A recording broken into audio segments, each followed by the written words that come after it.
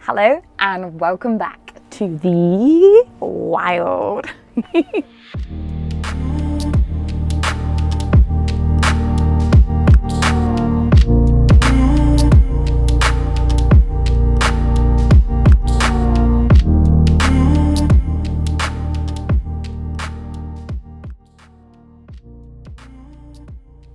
So yes, a very warm welcome back to the wild. This is my studio, Casa Wild, which is my van. I'm doing this tutorial from my van because I'm still currently away exploring the Alps, but it is chucking it down, so I can't go outside and I can't really do much at the minute because the rain is like, rah! So, and I'm a gremlin, I will melt. So I'm doing this from in my van. So welcome to Casa Wild.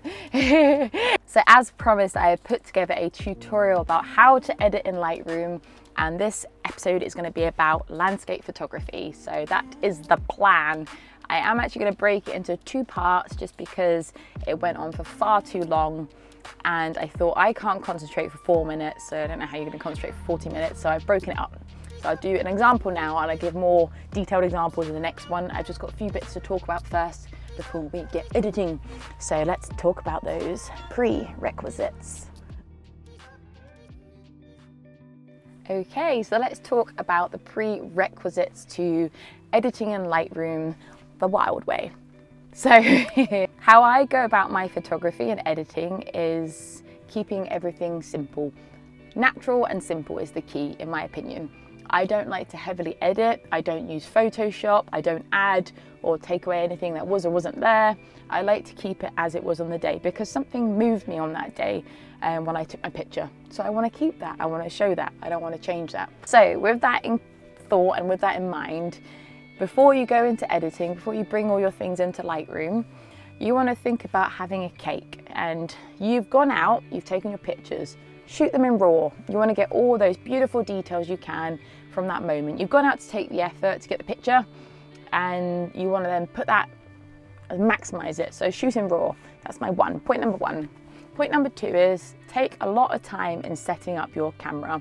This could be using a tripod, using a self-timer, so you can then use a lower shutter speed and a high aperture, and just things like that. Really take your time with your setup and you will be rewarded then when you bring that through into Lightroom. So you've built yourself a lovely cake. That's why I want to see it. It's like it's a beautiful cake. That's what you've done. You've got your raw image, you've got all your settings right. That is your cake. You're going to get your cake and you're going to move it into Lightroom, and then you're going to ice it and sprinkle it and put the cherry on top in Lightroom. That's how I use Lightroom, to enhance what you already have. And that is my best advice I can give to anyone, is build the cake before you move it into Lightroom. Don't bake your cake in Lightroom. That's the key. Yeah. So just have that in mind before you get started with your editing. Yeah, all right, well, on that note, let's crack on and let's get editing this first shot. Here you go. Okay, so here is my first example. I'm going to try and run through it pretty quickly because I've got another example to go through. And if you do want to see what settings I've done, just hit the space bar and you'll be able to just pause it and see what I've got. So this is Llyn Ogwen, and this is Ogwen Valley in Wales, in the United Kingdom. And this is the before, and this is after, and this is what I'm going to be editing for you now. So let's get on with it. So let's go back to the original version. I'll zoom out a bit so we can see what's actually going on, because otherwise I can't see a thing. So the first thing you want to do is scroll down to enable lens correction.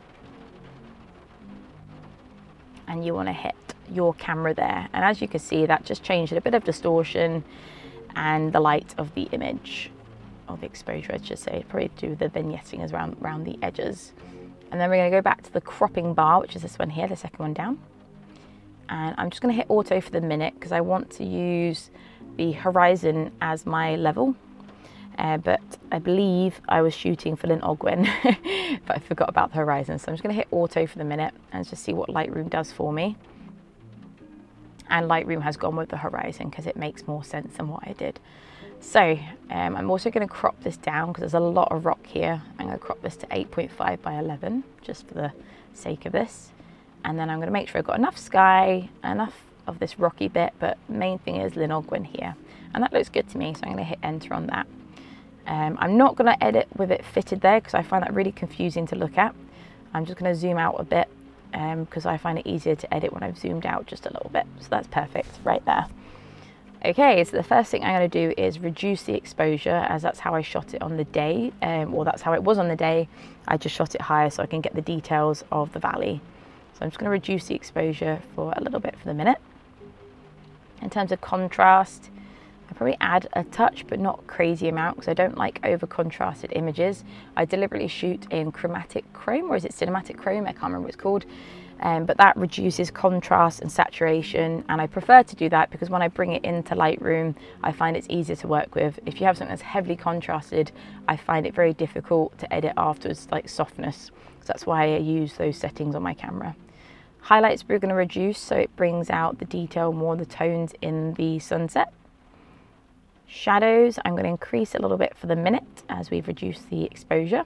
Whites I don't tend to touch, and blacks I'm going to reduce a touch again because I've increased the shadows.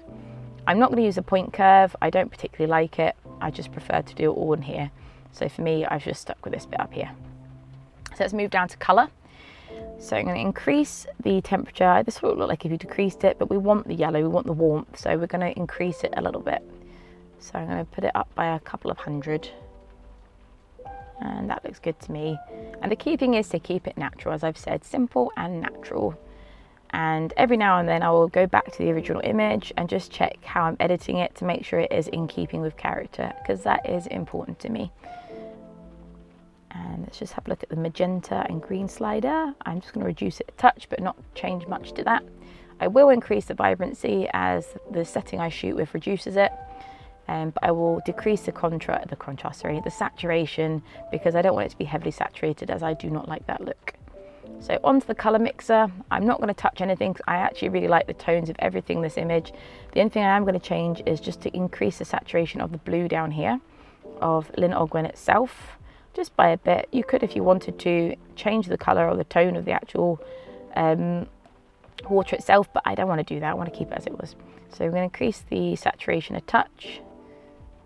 And I'm not going to touch the luminosity if much, just a little bit. Okay, and you could change all the other colours if you wanted to. You could change the orange and things to make it more vibrant, but that's just not what I want to do. I want to keep it natural. I don't tend to touch the colour grading. I do it within this bit and this bit, so I'm just going to leave the colour grading bit for the minute. It's not really something I need to play around with. It's just how I roll. Okay, so now going on to effects. I am going to touch these 4 options, but I'm going to do them differently, and I'll show you how. I'm actually going to zoom out a little bit, and I'm going to select in my mask a linear gradient. So I get the linear gradient, and I'm going to drag it over the whole thing. So this red area means where it's put over, so this bit will be affected by the changes made in the gradient, and this section won't be. So we want to put it over the whole thing, and then you can get to your mask in your mask section, and then you have all the same settings as you did above in this section, but just for your mask. And what I want to do is sort out my texture. The reason why I'm doing this in here is so I can give everything a whole softness.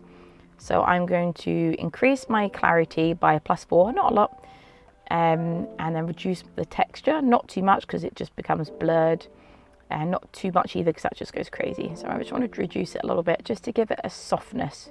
I want to keep it a soft, magical feel, ethereal, that's what we're going for. I'm not going to touch the dehaze in this section because it doesn't need to be touched, so we're just going to leave that for the minute. And I may increase the contrast. Again, it's good to play around with it like this so you can see what you're actually doing. Okay, I'm just going to increase that by a touch again. Okay, and hit enter, and then that will close off that linear gradient, because sometimes I've not hit enter and add the +1 and it's added onto this linear gradient. So the next linear gradient we're going to add is just over the light section, and this one we're not going to keep as dense as the other one. That one was closed in, so the closer it is, the denser it is, but this one we're going to create it softer. That's the plan. Okay, so in this one I'm going to touch the dehaze, and if you've seen online people have these lovely like sun stuff, and you're like, how have they got that? Why is the sun like that? They just hit the haze. But we're not going to do that because we're keeping it in keeping with character.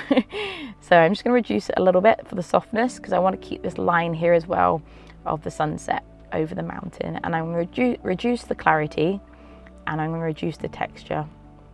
because I really want to go for softness. I want the softness up here with the rugged mountains here. That's the balance that I want. Okie dokie, so let's go back and have a look at the original image. There we go, it's looking good.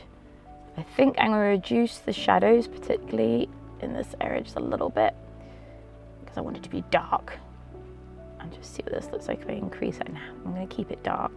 I'm going to keep it mystical, and I'm just going to increase the vibrancy a touch and the warmth.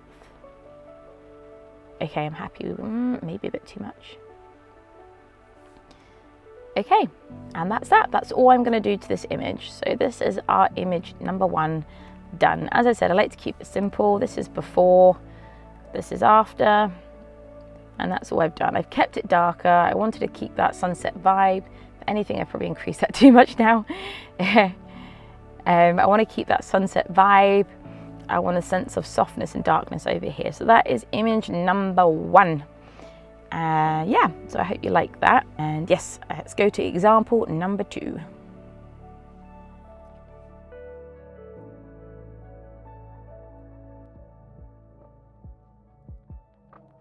Okay, so here is the second edit, and this one is again another simple one taken at sunset, which I think all these were, but I love sunset, so why not? So this is the after and this is before. As you can see, minor adjustments to this one because I deliberately went out so I can get this light kissing just the peaks of the mountain. This was in the Italian Dolomites and it was very beautiful, a beautiful evening. So let's go for this one. So let's go back to original, that's what we want. Okay, so this is the original. First thing I'm gonna do is scroll down to enable lens correction, because I will forget it otherwise. Fujifilm, bam, done. Okay, it's not lifted it too much, which is good. I'm also going to crop this to 16:9 because I really like the format of 16:9. I like it's quite slender and I like that it draws your eye to it. So I'm just going to crop this just a tiny bit in because there was too much weight of this mound on this side. I like it to be quite balanced. We've got a little bit poking out this side, a bit poking out this side. You want it kind of even out a bit, which is nice. So I'm quite happy with that. I may adjust that. I have a habit of adjusting it again once I've looked at it. Okay, so this is the image. Let's go on to the exposure. So we're on to the light right now. So I'm going to reduce this a bit because I took this at sunset and I want to bring that feeling back that I was at sunset. I was on top of a mountain, it was a hard hike, and I want to show the beauty that I saw at sunset. So let's reduce this. I'm just going to make sure my laptop is turned up all the way as well, brightness it is. Okay. Okay, going on to contrast. I do tend to reduce the contrast a bit with some images, mainly of portraits, but we'll do it a little bit with this. I don't like this look where it's like heavily like that, but we'll see. I'll just reduce it for a minute and see what happens.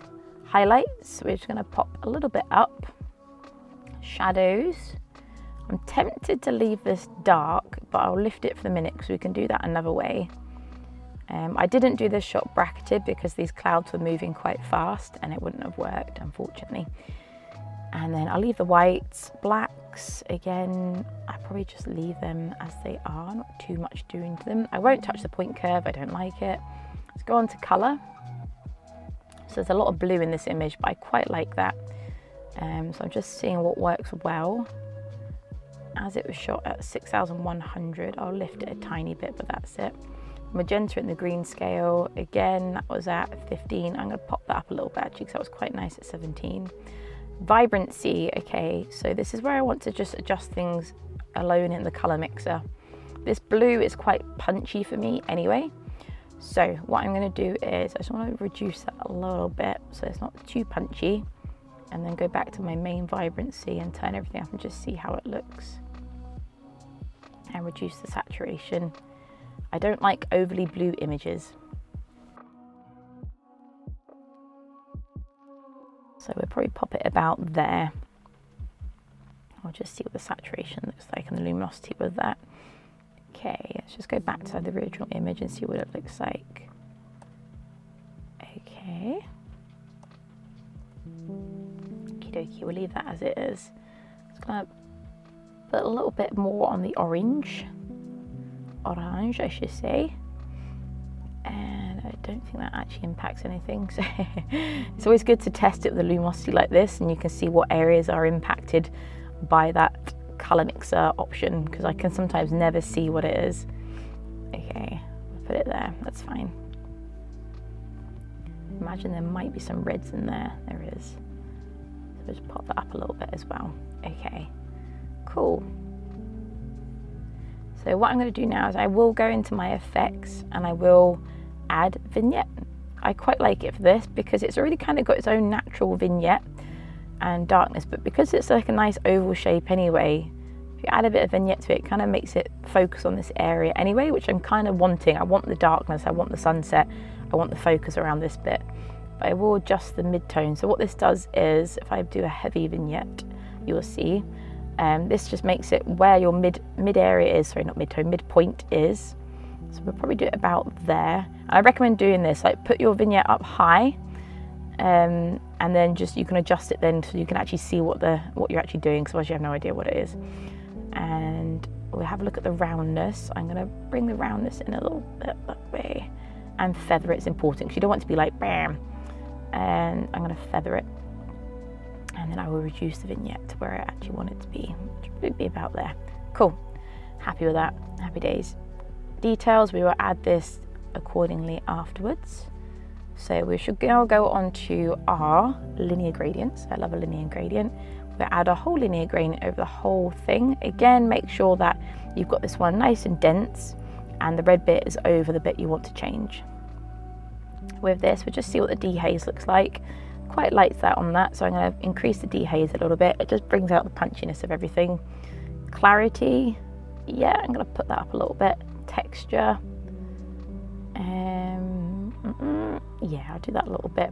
Because everything else is in the shadows, normally I'll do just the specific texture to what I'm looking at, which would be just the mountains, which you could do on sometimes with the select subject, but I doubt it might come up with the clouds as well. Depends what Lightroom does. So yeah, it's a partial bit of the mountain, but we're not going to do that. So I've just done it as everything else is a bit more hidden by the shadows. We can increase the texture of it, it's fine. And the clouds can have it as well, it's not a problem. Okay, so let's go back to the original and see where we're at with it. I am going to go back to the light and increase the exposure a touch. Yeah, I'm just going to readjust this cropping because I'm not really happy with what I've done. I'm going to bring it back to this side after saying that. This always happens with me. I always readjust it afterwards. Okay, I'm quite happy with that now. So it's before, after. Again, I want to increase it. I quite like how it was before, so I'm just trying to increase a little bit of life backwards in it before. Okay. Yes, I think I'm happy with that. I'm just going to turn the vibrancy down a little bit because it's offending my eyes. Okay, so I think I'm happy with that. Again, it's quite a simple edit. I've not done too much with this one, but again, this goes back to my original point. If you shoot what's there and get all your settings right, I shot this at f-stop 10 on my tripod, ISO 80 with my 23mm at 1/30th of a second. I really took my time to get the picture, waited for the sunset. This light was there, I haven't added that in, that was all there. And the colour was there, everything was there, and that is my most important point to anyone, is just make sure you have all those details beforehand and you can enhance that and add to that. And as you can see, I've just enhanced what's there. That's all I do with my editing. The key is to have it there in the first place.